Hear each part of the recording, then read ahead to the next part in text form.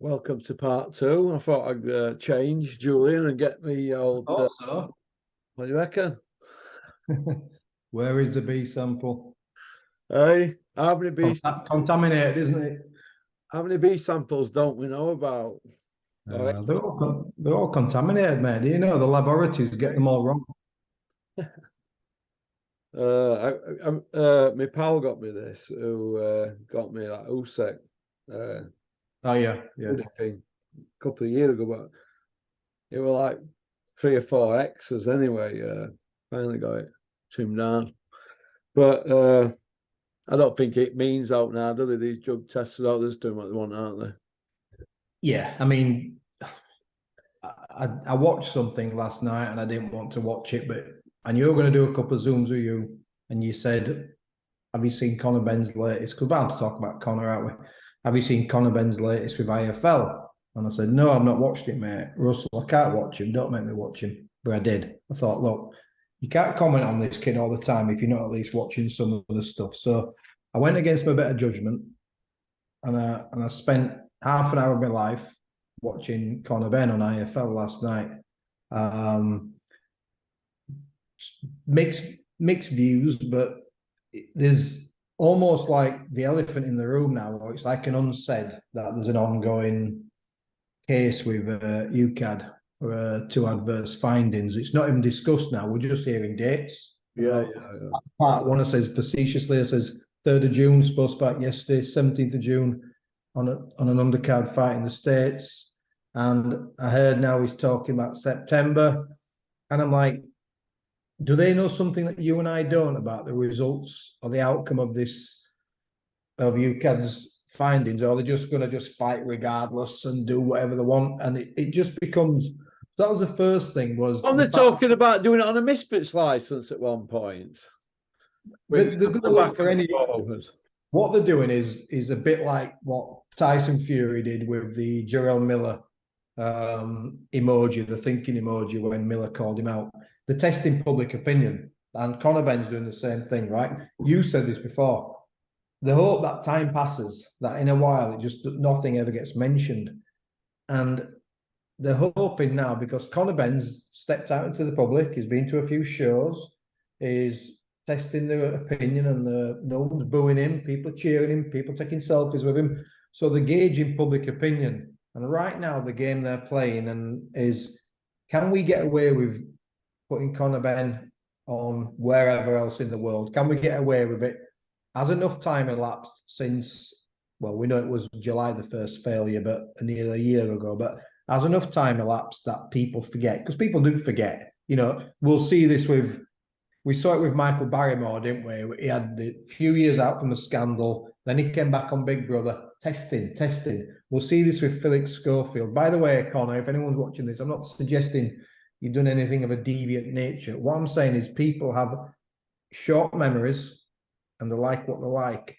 We'll see this with Philip Schofield. He'll 2-3 years' time, he'll write a book or he'll make a comeback on some minor TV program.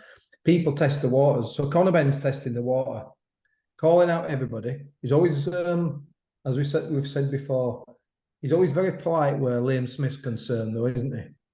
He don't go off to Liam Smith, does he? He's very polite because, like we said, I think if he starts giving it that with Liam Smith and Liam Smith bumps into him, or those Smith brothers bump into him at a show, he's likely to get filled in. Take him outside, Beefy, and dust him.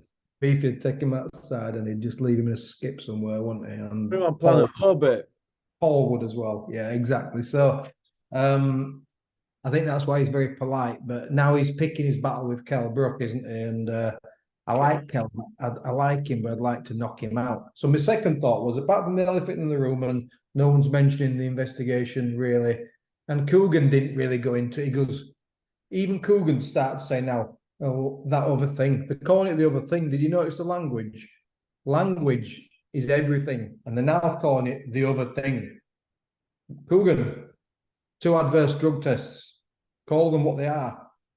We're still waiting for the outcome, Conor, of your. It's his mate, though, so they can't ask the proper questions. It's all too cozy, isn't it? Call them what they are. You failed 2 drug tests. Call it what it is. But that other thing, that other thing's going to go away, innit? They're all going to make it go away because they're all eating out the same trough.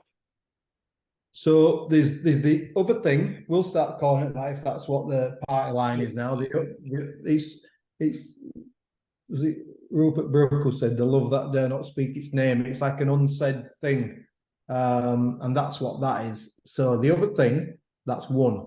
But the second thing, which it grates me whenever I talk about Conor Benn, is he's got no redeeming features whatsoever. Never mind about the Gad saying I love him, I want him to be my adopted son. He's the most beautiful human being in the world, and I love Conor Benn. And Simon Jordan, I love Conor Benn. I really like Conor Benn. The Gad didn't say that about Jarrell Miller, did he? Not long ago. No, and this is the thing, right? With Conor Benn, I watched him on this Coogan thing last night. He's got no redeeming features about him at all. He's just obnoxious. He's depressed. He's just, and now he's got this thing where he's like, mentality I've got, no one's going to go 2 rounds with me. And he starts going, Pacquiao, this, that, the other. It's easy to call Ennis out because Ennis is with Showtime, so that ain't going to ever happen. And he's talking like a prime Roberto Duran. Like, do you know what? I've gone through everybody. What has he won? What has he won? Nothing. He hasn't done anything. Do you know what he started doing now? He's now become a bully. Well, we knew he was a bully. He's now calling out his last 2 opponents, Van Heeden and Algeria, on the same night. He's calling him out, and do you know why? Because how dare they, right, having been mixed at world level and never been dismantled like that in their careers, albeit they're faded now. How dare they, after finding out that Conor Benn's had 2 failures for PEDs, how dare they say, do you know what, actually, he did hit incredibly hard. And I'm a bit miffed that I might have been knocked out by someone who was juiced. So that was quite telling. So he's bullying now old guys who have been on the sofa for another year. And that's the level he's at. He's obnoxious. He's going to knock everybody out in 2 rounds. He's going to knock Eubank out in 2 rounds. He's going to knock Pacquiao out in 2 rounds. He's going to knock, apart from Liam Smith, he never mentioned Smith again. I keep saying it. Crawford and Spence, you don't mention them. Don't mention Crawford and Spence. If that falls through, could they put Krusher in with one of them, Spence or Crawford? Well, he does need a warm-up. He said, I don't need a warm-up because he's so gifted. He's a 6-weight world champion. He's told Conor. Well, if he fight Eubank at 160, he'd fight Golovkin at 160 then. He'll fight anybody. The way he's feeling right now, no one's going to go 2 rounds with him. And how dare any boxers question him? Yeah, because he'd never want to live their life, but they'd want to live his life. He'd rather live his life than for 1 day or something or whatever. Yeah, he'd rather live his life. His lifestyle. So what is his lifestyle? I don't know. All I know is that he hasn't won an area in English, a British, a for European or a world title. And he's just had 10 million quid for PR, whether it's good or bad. We all know who he is now, don't we? He hasn't beat a world-class fighter at or close to their best. Statement of fact. The statements of fact. You can love him and you can kiss his backside as much as you want, right? It doesn't matter to me. And the one thing what does disappoint me though, what he did say was right, and he said something about, a lot of people have a lot to say about me, but I only get love at the shows. And I'm not just saying it's because it's you, but I bet if you were there, I bet you'd speak your mind, wouldn't you? Also would, yeah. Yeah, and so would I. And it could make minutes mean me. So what are you strutting about? What's happening with these 2 dope tests? So would I, mate. I don't care. Why are you all over news talking, misleading fans with dates? Every other week it's an opponent and a date, and you've got this to deal with. You're just trying to be relevant and stay and keep the name out there for hype. And they're told to do this by you now, aren't we? We know all this, don't we? But it's getting boring now. Why can't they just deal with it? Just get them all in a room and sort it out. What's going to happen, and I've said this repeatedly, he isn't that good. I don't know why he thinks is this destructive puncher, because there've been a lot of fighters who have gone the distance with Conor Benn who he couldn't hurt at all, right? He's not got 100% KO ratio, nowhere near. So this Krusher thing is nonsense. And this is what happens, right? When you feed bodies and you feed has-beens to fighters and they take whatever they're taking and they just become... He's strutting around and he's trying really hard to be his old man. He really is. But I think he's past that stage now where he truly believes, and I've said this before, I believe he's a narcissist. He's got all the traits of narcissism. What's He's a narcissist who's basically, they walk on water, I can do what I want, I never do anything wrong, and they love themselves more than life itself. There's various traits of narcissism. So a narcissist... Simon Cowell. Eddie Hearn's a narcissist, but different levels. But Eddie's a jack of all trades, isn't he? Unbeaten. Master of one. He's certainly a good promoter, he's Eddie, whatever you say. But I think Conor Benn's a narcissist, and he thinks he's better than everybody else, and he thinks narcissists never ever say they've done wrong. They'll never own anything. It's not in them.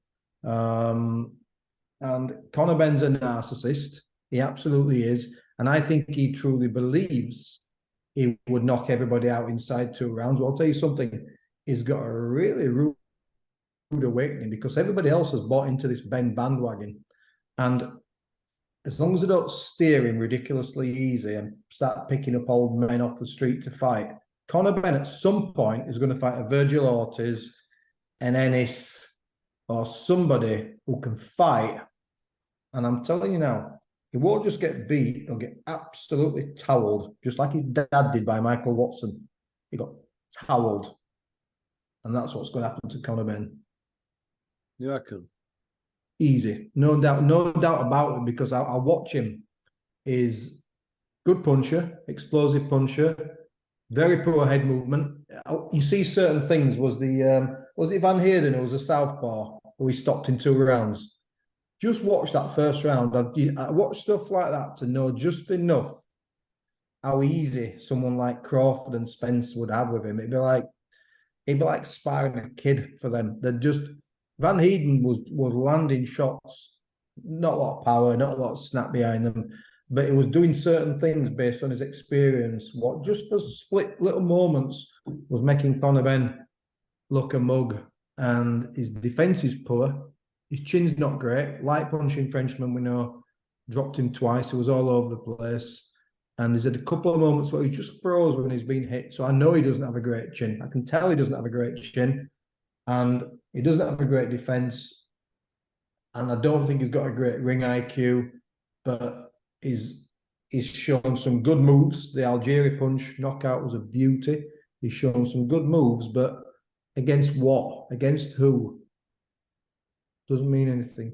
Do you think that Conor Benn's only fight out there, so he doesn't get found out and so he gets paid as well, is the Eubank fight? That's the only game in town, really, for him, because if it's anybody else, he could get beat, couldn't he? Exactly. He'd rather get beat at middleweight, wouldn't he? And you think Eubank will know this? Eubank's doing a risk analysis of his own career now, isn't he? He's saying, do you know what? I've just been knocked out. What do I want? Do I want the rematch with Smith, which is a hard fight? Or do I want to go another route? And do I just get a massive payout and just sail off into the sunset fighting Conor Benn? And I think Eubank will believe he can beat Conor Benn, by the way. I think Eubank will think, I'll beat him easy, I'm too big for him. But we all know that 160 pound now is still dangerous for Eubank. He was absolutely just so weak against Liam Smith. There's no punch resistance there now. It's gone. I'm going to just get my battery, Russell. 1 second. Yeah, okay.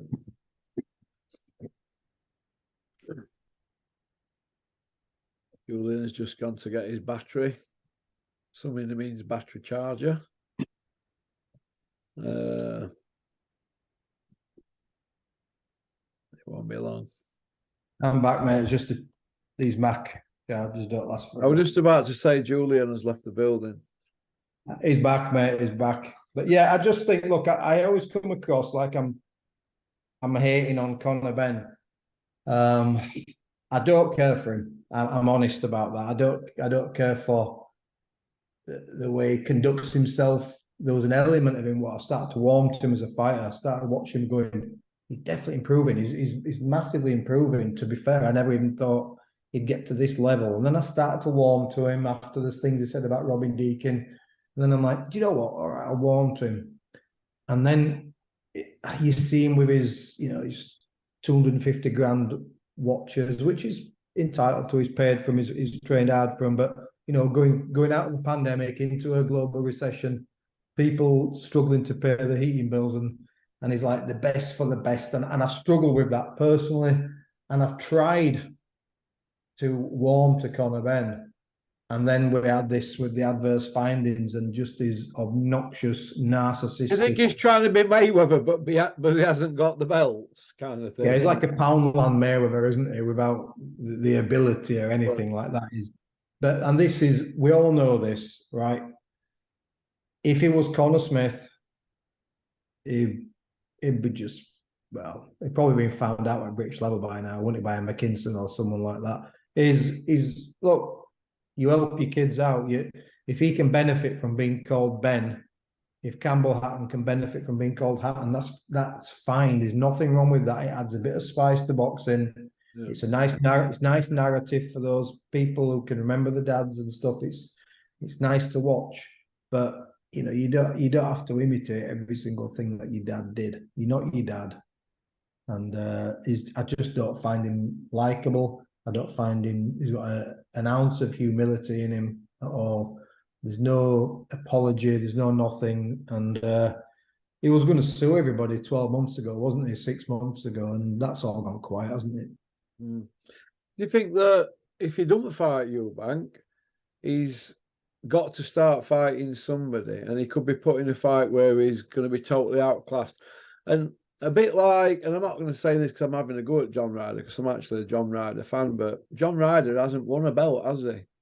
Right. No. He's been highly ranked and never been a champion, has he? Never won a British, Commonwealth, European, obviously not won a world title. But do you think John Ryder were ready, or is it just going to be like John Ryder, Canelo getting busted up? Will that be Conor Benn? Will eventually Eddie be backed into a corner where, do you know what, we're going to have to put him in an hard one here, and he could get smashed? Well, all that matters really is money, isn't it?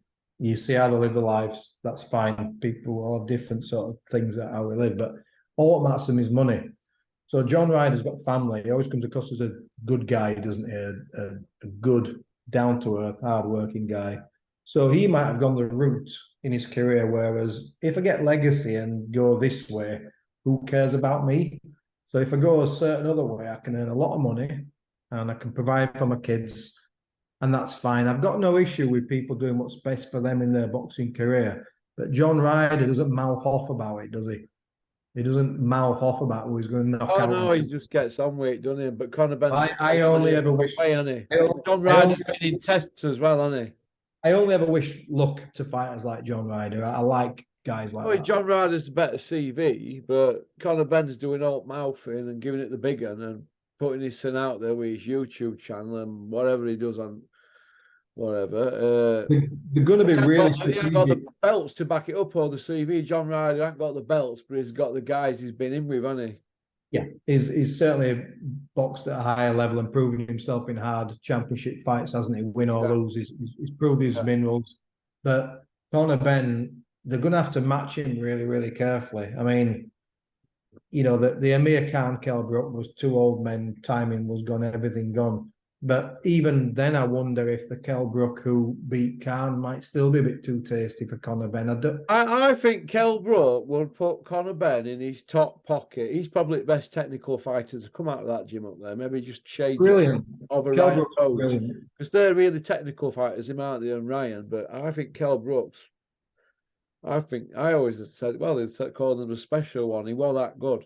But I always felt that we never saw best of him. You know what I mean, kind of thing, in a tear. He had that 2-3 years where he really hadn't been doing it the right way, had he? And then he had those soft defences, didn't he? The Frankie Gavin, who was never He'd put Conor Benn on moan. Kell broke. He wanted light him up. He said, "Go up there with them 100 that John Fury put up there. He shall have somebody to talk to."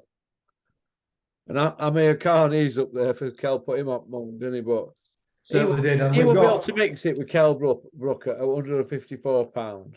but Manny Pacquiao's that's a silly fight. Pacquiao's an old man. But he'll get paid on that, won't he? And he'll say, "Well, 8-time world champion, all that nonsense, and it's a learning fight." Bruv, setbacks, pave the way for comebacks. Bruv, eating seats. Beginning all that nonsense.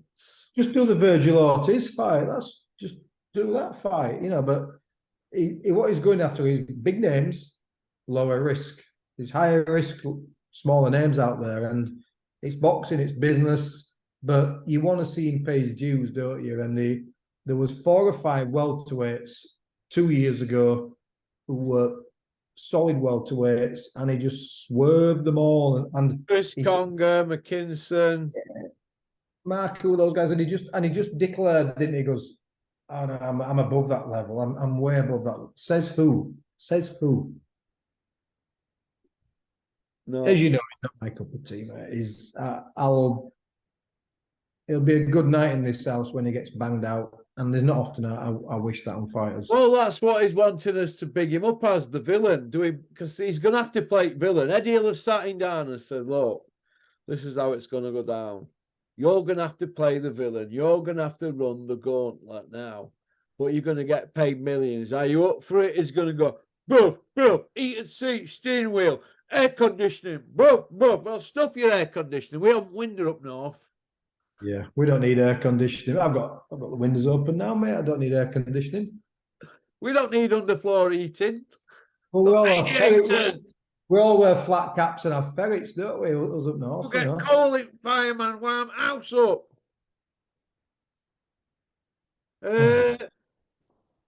We've spoken. Have you noticed what we've done? Sorry, have you noticed what we've done again? And we do it every time. And that's the sad state of boxing. Fury. Conor Ben. We're talking about fighters without fighting, aren't we? We'll talk about fighting. Well, that's what I'm just coming to now, right? Is it becoming now about fights that are not happening and media people, right, than actual fights that are happening? Because there is fights that are happening, but there aren't many ones that we want to see that are happening. I mean, what's happening with middleweight division? Can anybody even tell us a champion? The Janny Beck, isn't there? Or others? Is it? When last time Charlo was his Charlo middleweight, light middleweight? When last time he defended his title? It's. Do you know what I watched last night? And everyone's go, "Oh, he's off again." You know, I watch an old fight every night, don't you? Every night without fail, I watch an old YouTube fight. So I've Alexis Arguello against. No, I didn't watch that. No, so this fight I've seen 100 times. So if anyone who goes on to Top Rank channel, there's some good free fights on there, good quality fights. So I watched Hagler Simpson last night. Oh, again. Oh no, Julian. Again, you know what? Not only did I watch Hagler, hey, listen, not only did I watch Hagler and Simpson, Anna watched it with me. She kind of with one eye open.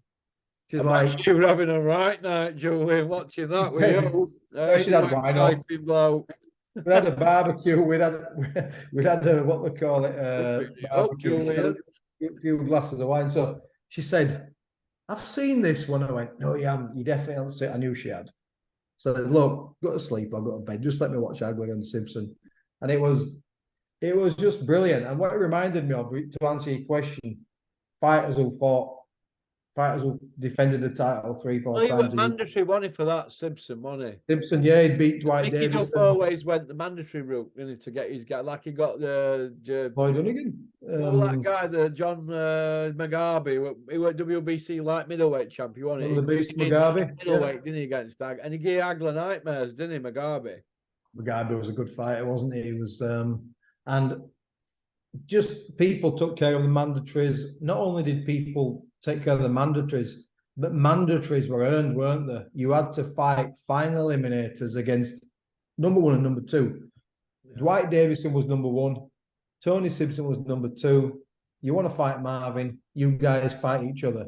None of this rubbish. Marvin, what a fighter.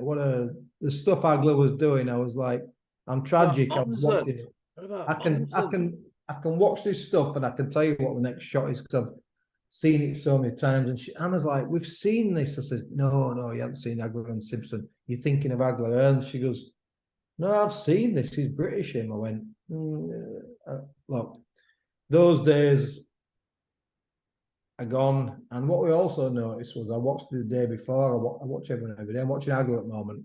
I watched Hagler Roldan. And Roldan had like 50 wins, 2 losses, 2 draws. Simpson were in his 50-odd, 60 fights. These fighters had so many fights, didn't they? Yeah. Look, now they're like, so that's the one thing Anna said. She said, 55 fights, that Tony Simpson. She goes, how old is he? 26, I think he was. And she said, well, Tyson Fury's 34, 35. How many fights has he had? And she was trying to get her head around how fighters had 50, 60 fights in that era. And now they've got like 20, 30 How many fights. Hagler had before he won world title? On it was 50 About 56, 57 fights when he beat Vito Antifermo. Yeah. No, he anyway, drew him, didn't he? He drew he him the first time. Did Minter, didn't he? That was a good card, wasn't it? So that when Hagler drew onto Fermo in 1979, it was on the undercard of Ray Leonard and Wilfred Benitez. So that's what you call a bill, isn't it? Yeah. Yeah, that's a double header, that one, mate. Julian, would you like to see TV companies like Sky and BT Sport and TV companies like that just have a quality control where they sit down with promoters? We all know what happens. It matchmaker deals with promoter signs it all off. The matchmaker only puts it to them. We can do this. The promoter has last say. We all know that. Gives it to him. Quality control guy goes, he's the guy before it goes on TV, and he's going to go, no. Are we going to have some of that, or are we going to have yes? To We need it. Dana White has quality control. He has people very close to him who help with the matchmaking. They work closely with the TV networks, and that's essential. So it's like the Frank Warren shows. You can predict every single fight down the bill. All the Frank Warren fighters always win, and the opponents always lose. And the lower down the bill you get opponents who have like 50 losses, 3 wins, and the result's always a 60, 50, 54. Where's the drama in that? Where is the drama? And we have to, all right, you're never going to get 50-50 fights down a bill, but we have to get to a stage where at least the main 3 or 4 fights are really competitive fights. And you do find that, as you watch some of these US shows, as I watched DAZN, to be fair, and Top Rank, some of these shows, they've got pretty good records and pretty good. Their top of the bills is decent. You get like upsets and things. But in boxing, I mean, I know they're recovering to somewhat, but the Sky bills are as bad as it gets out there when it comes to 50-50 fights. The matchmaking on Sky is absolutely dreadful. It's dreadful. Do you think that they'll get rid of that guy who was in charge at Sky, Adrian Mowell? Think he'll be gone soon? Well, I think he's got to raise his game in the next 6 to 12 months. I'd be like, I mean, some of those opponents for Big Fraser, I mean, they were just, you never seen anything like it, have you? I mean, freeze. And as I've said, if you're a talent, if you've got an eye for talent and you're going after Lawrence Okolie, you've a major problem, haven't you? You've a major problem. Lawrence Okolie and Boazzi has done all his budget on them. Unbelievable. He might as well have just jumped off at Plank, hadn't he, into River Thames? Yeah, I mean, Eddie must be just sniggering like mad when he's watching that. I'd be like, oh, but Eddie can't believe he's offloaded them. Yeah. I mean, the thing is, it's not like hindsight's a wonderful thing. Lawrence Okolie stinks. His fights stink. They all stink. How do you not know that? Every fighter's ever had. Original stinkinator, Lawrence Okolie. Every single fight he has stinks. Imagine if he brought a sauce out like Holyfield's the real deal. Who'd buy it all Lawrence Okolie's sauce? They'd all go, I'm not going to try that. Have you seen him fight? Well, you put it in your garden, you'd keep all cats away from your plants, wouldn't you? And it's just, I mean, Olympic bronze medalist, WBO champion. Yes, we know. Yes, we know. He's achieved loads from working at McDonald's, but that's what we're talking about now. Is we're talking about people spending millions of pounds, broadcasters spending millions of pounds on fighters, and that is your flagship fighter. Wow. Yeah, and this, like I said, Ben Shalom, aka the Mole, Adrian Mole, age 13 and 3/4.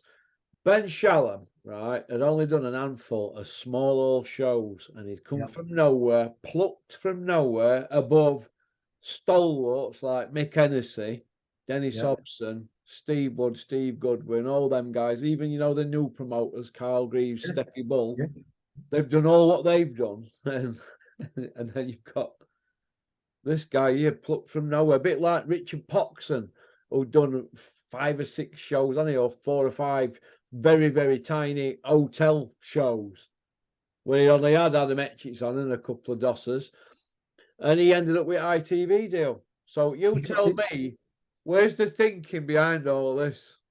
Public image. You get a guy who's presentable, who we can leverage, who's a good looking. I don't mean he's good looking as in is Brad Pitt. I mean he's a you know, presentable, good looking, fresh faced. Good looking as me.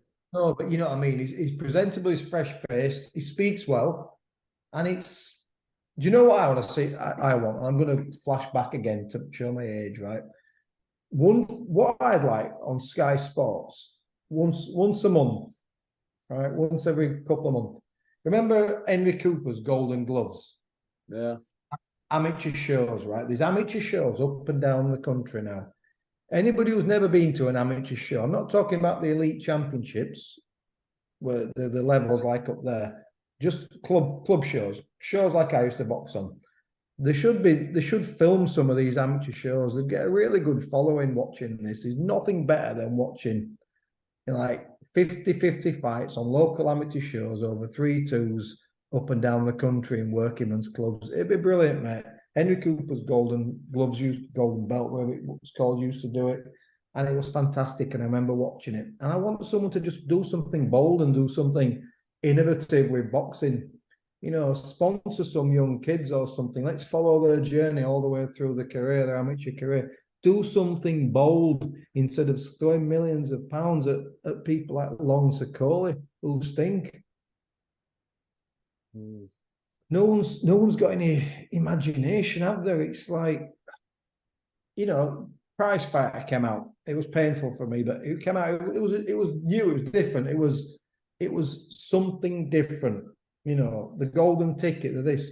Where's all the ideas? Where's the innovation? Instead of just putting on the same crappy cards with the same fighters who would put a glass eye to sleep. We need something innovative. We need something worth watching on a Saturday night. They need to change. They need to change the face of boxing. They really do. Well, hopefully, fans will share this video and like and subscribe and leave a comment and get the point across what we've been banging on about for the last couple of years. Hopefully, yeah, because people think it's just rubbish in boxing. When boxing's competitive, when boxing's at its best sport in the world, you know, boxers generally are the brilliant people, really good, down to earth people. Very good people. You go to a pro gym, not to visit, but you go to a pro gym to train. You'll find pro fighters, top class amateur fighters, the most talkative, friendly bunch of people you'll ever meet in your life, right? Trainers, they're all the same, salt of the earth. But it's just a sport that, unfortunately, it's hard to love right now, isn't it? It's hard to love with Fury's antics, Ben's antics. We've got people like the Guard who are bigger celebrities than the boxers. The Guard. It's hard to love, isn't it? Right now, it's a hard sport. How fat is Spencer Oliver? Now, have you seen him? Fat as a man. Get on a diet, fat man. Putting it on, isn't he? I know. Says me. Says me doing my run every morning. Yeah, it was a hell of a fight. Was the Omen? Very good fighter. It's just frustrating, mate. It sounds like we're going off about it all the time, but you know, we've had some really good fight. I mean, the Katie Taylor Chantal Cameron fight was a cracking fight. That was a brilliant. Listen, really, fair play really to Eddie Hills, the 6-0 Iceman from Billy Ricketts. absolute fair play. Conlon against Lopez, it was only 5 rounds, but it was a beauty. Good Lara. Decent fight. And Davidson did well for Lara, didn't he? Good tactics. The only tactics you'd have used, but good tactics. Safety first again, though. Lara didn't do himself any justice whatsoever, though, did he? No, he didn't. No, you struggle at the weight. His belt had already gone on the scales. It didn't look like he was incentivized to me in that ring, but we still get, when we get great fights. I loved, not always popular, sometimes I like an underdog, like when Gary Cully got knocked out a couple of weeks ago. I love to see an underdog come over, and that's why we love boxing, because you get fights like that where you never see that result in a million years, and then you just get, wow, I never saw that coming. And boxing, when it's at its best, is just a brilliant sport. But it's hopefully there's no hiccups with Spence and Crawford. I was actually half tempted to try and get a ticket for that one, because that'll be a great event and a great fight. So hopefully that goes through and there's no injuries or pullouts or anything like that.